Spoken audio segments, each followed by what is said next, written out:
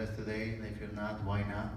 And the question was asked, why do I go to missions? What do my wife and I, other people who are acquainted with us, go to missions? The reason is this: because we're supposed to. It's that simple. Why do we share the gospel? Because we're supposed to, right? We share out of our abundance. Abundance of what?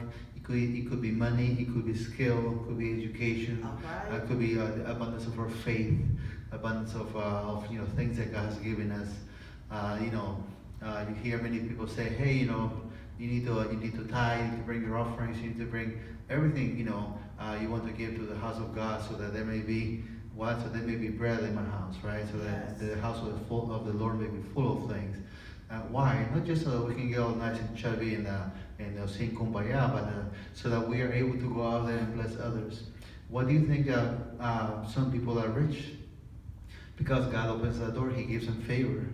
One way or the other, they become very wealthy.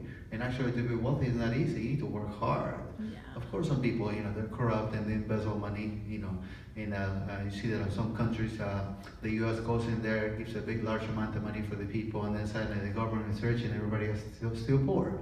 Why? Because they have embezzled the money as opposed to using it for its intended purpose.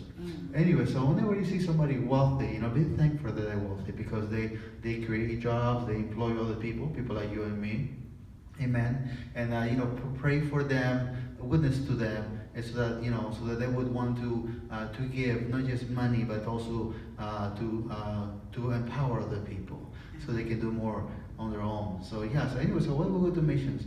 Because we're supposed to. Because we're giving out of the abundance of what God has given us. Again, whether it be faith, whether it be skill, whether it be money, whatever it might be, we go to missions because we're supposed to bless the world. Amen. Now, people think sometimes, why do everyone wants to come to America? It seems the whole world wants to come to America, either legally or illegally.